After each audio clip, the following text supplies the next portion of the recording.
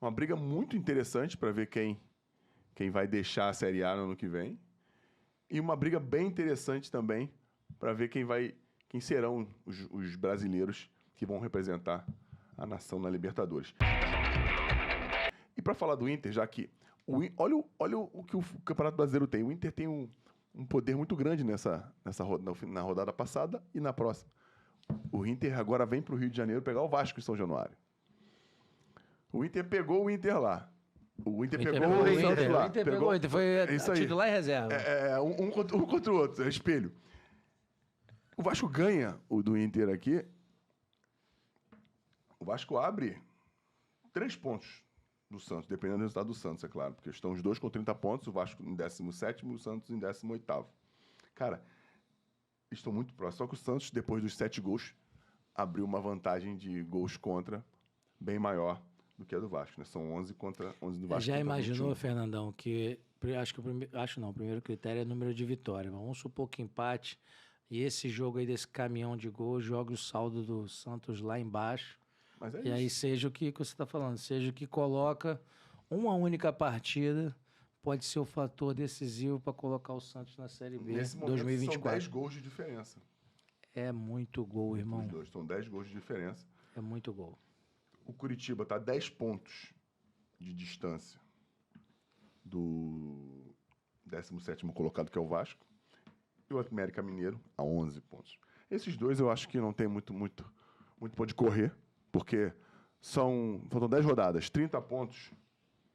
Eles não ganharam 10 jogos. Fernandão, infelizmente o Iberê não está aqui hoje, ele falou na última Bola na Fogueira aqui, no último Bola na Fogueira, na última oportunidade que a gente esteve junto aqui, sobre estatística, né? Eu não conheço ao longo das últimas temporadas um clube que variou de forma tão significativa em nível de performance, ou seja, aumentou ou diminuiu tanto o percentual de pontos conquistados. Entendi. Então, assim, é muito improvável que na reta final... Não, só para explicar, para vocês entenderem, ele está dizendo que é muito improvável que um time que perdeu, ganhou, mude isso na reta final para ganhou, perdeu. Não é isso que você quer dizer? Exatamente. É mais ou menos isso. Acho que eu consegui ser claro. Exatamente. E assim, você não vai conseguir elevar tanto o nível de performance.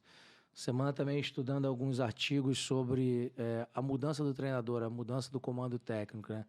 Tem um efeito imediato, mas é de curto prazo. Então, mesmo que os clubes mudassem os treinadores agora, o que não faz sentido algum, porque o treinador, em geral, ele leva 1 mês para se adaptar à instituição. Quando eu falo instituição, não é só ele conhecer o elenco dele, não, é só conhecer os 11 melhores, não. É ele entender como o clube funciona, como o staff cuida dos atletas, como a estrutura do clube permite que ele desenvolva o seu trabalho. Demora 1 mês. E ele traz alguém agora. Ele consegue botar em prática já? Não. Né?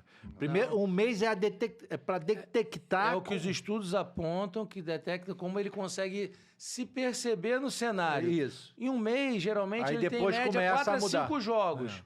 Só que se em 4, 5 jogos ele já não tiver um resultado, ele já foi embora antes dele entender onde acende a luz. E agora o Vasco joga contra o Inter, um jogo importantíssimo pro Vasco. Acho que todos os jogos do Vasco, até o final desses últimos 10 jogos. A gente está aqui torcendo pro Vasco permanecer na Série A, porque é clube do Rio, né? E um clube da grandeza do Vasco, não tem como. É fato. E tem postura, tá com uma postura de Vasco. Postura de Série A. De Vasco, de clube de grande. Série A, de Vasco, de campeão da dimensão. Libertadores, de clube histórico, enfim.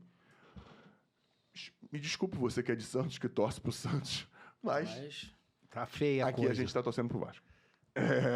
Coisa tá feia. Com relação ao Santos. Vamos dar moral